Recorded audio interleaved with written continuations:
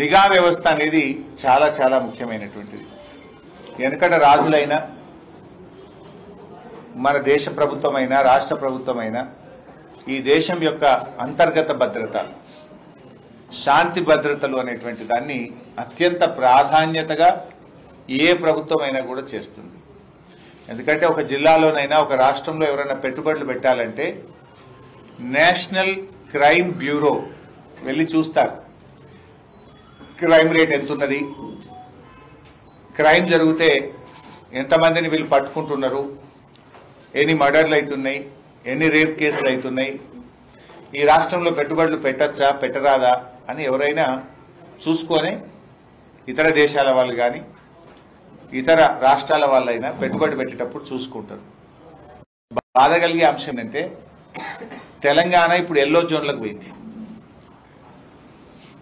ఇక కొద్దిగా అయితే రెడ్ జోన్లకు పోయేటట్టుంది. కేసీఆర్ ఉన్న 10 ఏళ్లలో ఎప్పుడు ఎల్లో జోన్కు పోలే పైసా. We are in green zone. KCR గారి 10 ఏళ్లలో తెలంగాణ ఎప్పుడు గ్రీన్ జోన్లోనే ఉన్నది. కానీ రేవంత్ రెడ్డి వచ్చిన ఏడాది కాలంలో ఎల్లో జోన్కు పోయింది. ఇప్పుడు రెడ్కు బార్డర్లు ఉన్నది. 4 రోజులైతే రెడ్ జోన్లో పెట్టేట్టున్నది. దక్షిణ భారతదేశంలో ఎల్లో జోన్లో ఉన్న ఒకే ఒక్క రాష్ట్రం తెలంగాణ రాష్ట్రం. బాంబే తర్వాత బాంబే ఎల్లో జోన్లు ఉన్నది. ఇవాళ తెలంగాణ కూడా ఎల్లో జోన్లకు పోయింది. రాష్ట్రంలో క్రైమ్ రేట్ 23% పెరిగింది. పోయిన సంవత్సరానికంటే తెలంగాణ రాష్ట్రంలో క్రైమ్ రేట్ 23% పెరిగింది. రేప్ కేసులు 29% పెరిగినాయి. దళిత గిరిజనుల మీద రేప్ కేసులు 12% పెరిగినాయి. ఈ రాష్ట్రంలో ఎటుపోతుంది ఈ రాష్ట్రం? పోలీసులు మంచి పోలీసులు, తెలంగాణ పోలీసులు the best police in the country. ఒకప్పుడు గుజరాత్ వాళ్ళు, మహారాష్ట్ర వాళ్ళు తెలంగాణకు వచ్చి నేర్చుకుందరు.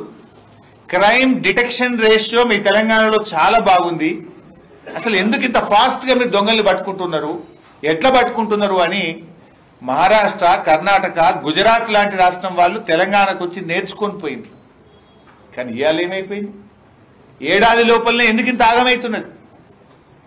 మరి అదే పోలీసులు కదా, తెలంగాణ పోలీసులు దేశానికి ఆదర్శంగా ఉన్న పోలీసులను ఇవాళ రేవంత్ రెడ్డి గారి ప్రభుత్వం వాళ్ళని ఇతర అవసరాలకు వాడి, రాజకీయ కక్షల కోసం వాడి తెలంగాణ ప్రతిష్టను మంటగలుపుతున్నాడు.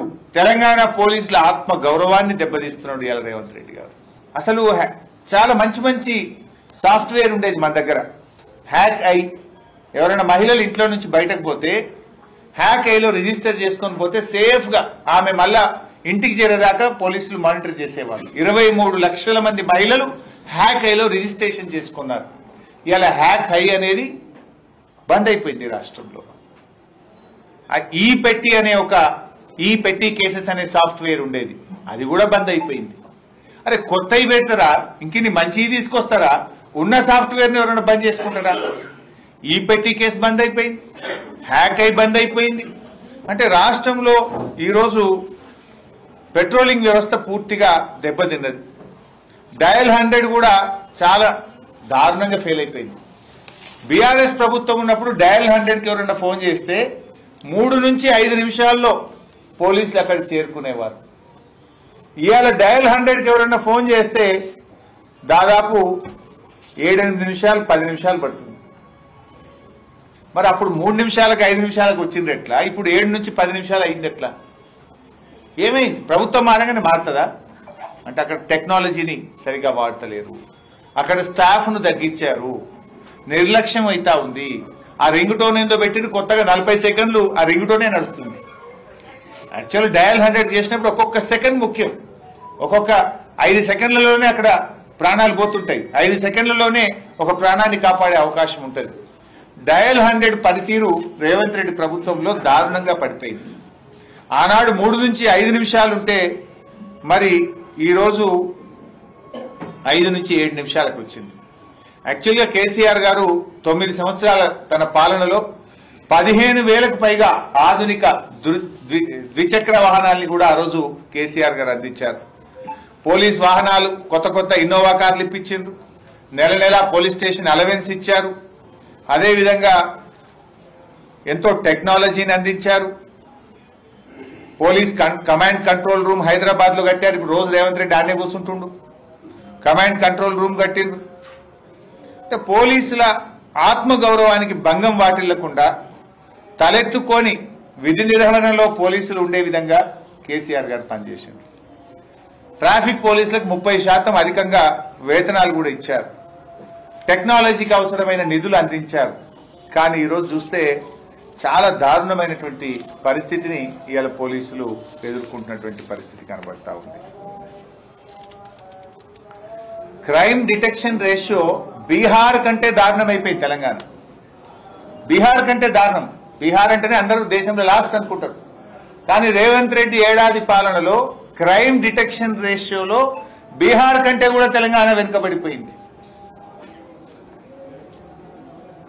ఇట్లా ఉంటే ఎవడన్నా కంపెనీ వాడు వస్తాడా? ఇక తెలంగాణకు పెట్టుబడులు పెడతారా? ఇలా ఎందుకంటే హోంమంత్రిగా కూడా ముఖ్యమంత్రి ఉన్నాడు. ఏమనంటే తెలంగాణ పోలీస్ లోగో మార్చినాం. లోగోలు మారిస్తే ఏమొస్తుంది? తెలంగాణ బతుకుదెరువు మారుస్తా అని చెప్పిన రేవంత్ రెడ్డి తెలంగాణ తల్లిని మారుస్తా, పోలీస్ లోగోను మారుస్తా, తెలంగాణ సింబల్ మారుస్తా, ఇంకేదో మారుస్తా అంటాడు. ఇవి మార్చుడు తప్ప నువ్వు మార్చిందేంది? నువ్వు చెప్పిందేమో తెలంగాణ ప్రజల జీవితాల్లో కొత్త వెలుతురు తెస్తా, బతుకు తెరువు మారుస్తా అన్నావు.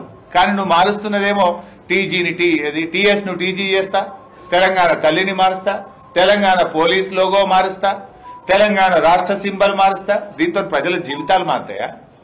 ప్రజల బతుకు తెరువులు మారుస్తా అని చెప్పినావు కదా. నువ్వు చేస్తున్నదేంటి? పోలీస్ లోగోలు మార్చుడు కాదు, పోలీసులకు అవసరమైన సాంకేతికతను అందించు, పోలీసులకు అవసరమైన నిధులు అందించు, పోలీసులను వాళ్ళ పని వాళ్ళని చేసుకొని